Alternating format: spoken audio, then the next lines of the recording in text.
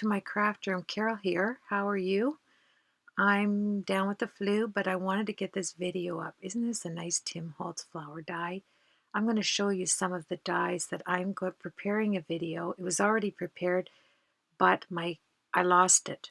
Yes, my camera deleted. I accidentally deleted all my videos, and my flower video was deleted. Now I have to, excuse me, I have to redo it. But that's okay, those things happen. So I had this first portion already ready. So I thought I would just come on and we'll share a few things together. Now I keep my storage bags. These come from my stationery store and they're see-through with the Velcro closing. I keep all my heartfelt creation dies in that basket that you saw at the beginning of the video. I put that in there because I'm in the process of making a commitment to send out all of my, isn't that beautiful? All of my cards, projects, canvases, everything that I've created, I want to bless somebody's day with one of them. And I don't say that because my work is so special. I say it because I make cards to give away. I make projects to give away. That's why card makers, that's what we do. We are really generous people. I noticed that just from being on YouTube and all the wonderful comments. Look at all these beautiful heartfelt creation stamps and dies. I hauled just one. This is just from one little basket. I took all of this out, and I'm just showing you how nice it is to be able to see through. If you have any type of baskets, I got that basket at Tuesday morning. I have never used that Tim Holtz Christmas die right there. Ooh. And these are projects. If I get busy and I don't have time to put a project together, I put all the fixings in, the guts inside this, and so I'm ready. And when you buy a collection from Heartfelt Creations, you also in the collection get already pre-stamped, pre-cut card things that you put together. So with every collection, I put them aside so I have them ready. My larger Crazy Bird dies and stamps I keep together so that I can just go to these baskets. There's 5 baskets that hang down, I think, and they sway back and forth. And I got that at Tuesday morning. I just love it. So I keep them full with these plastic containers, and it doesn't fall out. Doesn't matter if it falls on the floor. It's all contained in there, right there. This is this basket. And I was at Tuesday morning and I thought, I love that because it swings back and forth if you put it in an open space. I know that all my heartfelt creation dies are there, so I go right to that basket. So my video that I had done that I can't put up right now because I have to go in my craft room and redo it, it is going to be a wonderful flower video. How to create flowers without using a stylus. Oh yeah. As a matter of fact, I saw this video on making, using this particular method to make flowers. And I remember doing this, about 5 years ago. But I got away from it. And then, yeah, I have 3 of these full of these type of dies. These steel rule dies, love them. You can get just about anything in that type of, especially when you do albums. And I love those letters on the longer dies. I think it's amazing. And look at all of this goodiness. The edge dies, the border dies. I have not used these yet. Look at the index dies. I mean, what am I thinking? You know why? At a sight, at a mind. And so I took all the baskets out and I'm going through them to better put them in. Look at this one. I love that. I have used that a couple of times. So at the beginning, I'm going to go back to the beginning of the video. I was just showing you how many wonderful ideas it is to have your postal station prepared. Oh, look at that one. Yeah, this is a Gabfest, folks. I love this die. I haven't used it yet, ever. That was gifted to me.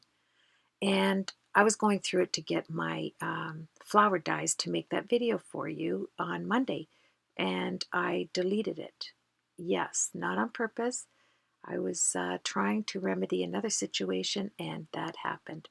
So I wanted to show you that, look at that 6x6. We're going to use that 6x6 pad today from Prima. It's already I'm just getting my dies ready right here too. I'm jumping in all over, but I'm going to, I was getting ready to show you how to put flowers together without having to use a stylus and a stylus pad and all that stuff. Here's my Tambi Gansay paints. I love them. And I put them in this Derwent metal container that I took all of my Derwent watercolor pencils out of. And I made a piece of acetate, and it had little circles with all of the numbers on them. I put Velcro on the back of all my little wee my paints there, so that it won't fall off, and it won't, if you drop it, it's secure in there. And I'm taking out my Prima Printables because I'm going to paint this. I am preparing for a small little project, and I needed to have a little floral image behind it, and so I thought, why not? Now, here's the exciting part. See this color mixing recipe book? If you do acrylics, or you're an acrylic painter, you use them, or watercolors, this is one of the top books in my library. I love it. What this does is it shows you, see, it shows you the mixing combination. It shows you which colors, which value you need to have to make that color. It shows you like Middle Eastern facial skin, how to mix for skin tones. This is for all like a creamy tone Caucasian look, and it changes all the tones. And this book is invaluable to me. I go to it all the time. It will show you what you need to mix to get that color you're looking at right there. Underneath it, it will show you all the colors, and you prepare them and you get that color. It has a mixing guide, a watercolor mixing guide. It has recipes on the back. It's fabulous. It has recipes for landscapes, different colors to use. See how it'll tell you underneath which actual paints to use to mix together to get that particular color. Love this book, and I got it at Michael's, but you can't use your 40% coupon with books. I want to make sure I shout that out because it's a rather pricey book, but it is worth every penny of it.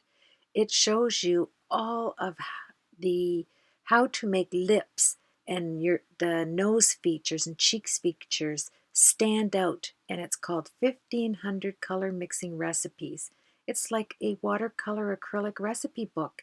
Amazing.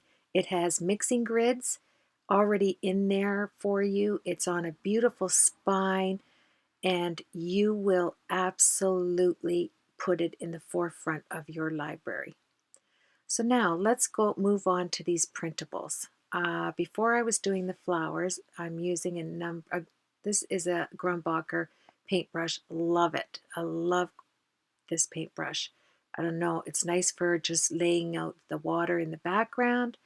And I have my paints ready, and I wanted to test these printables just to see how they reacted and if they were worth buying another package. I only bought one package of the printables, and looky, oh, just pre-water the printable, add the colors that you want, and these Gamsay Tambi watercolors are fabulous. They're so opaque. They're just beautiful. You have to, I'm trying to make a purple here. There it is. Look at that purple. Just take your primaries and mix them together. It's wonderful. And I'm telling you, I kept this in the video to show you all the different ways of getting different colors. You can either slide the colors down to make an orange. If you don't want to take an orange out, take that book out and it'll show you all the mixes you can mix with your little, few little primary colors. They mix together. So what I thought I would do is I thought I would experiment with this little page. Isn't that a beautiful color? And I wanted to see on a pre-embossed sheet like this Prima watercolor sheet, how you could capture some of the smaller images, like the small flowers, and make them stand out like you went in and colored them yourself, and how you could mix things. So this is more of an experimental stage. that I'm doing here, and I kept it in the video for you so you could just see how much fun this was. I didn't want it to be very vibrant, but I wanted certain flowers like that one right there.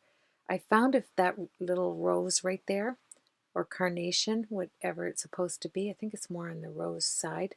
And I just wait till I apply some paint, I wait till it dries, I go around and experiment here and there, and then I go in, I put more color on top of the dry color to bring out which ones right here, and I leave that like that until it dries. And then you get yourself a natural looking flower that looks like you took a whole lot of time and you didn't.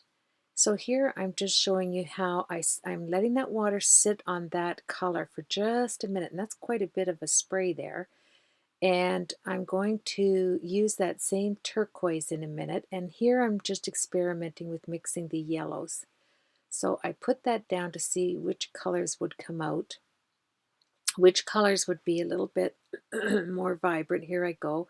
I'm adding that gorgeous, gorgeous color. I just love it. Look at all the water on there. And then I just take it off with the paper towel. And sometimes if you take too much off, you can go back because these are really opaque colors.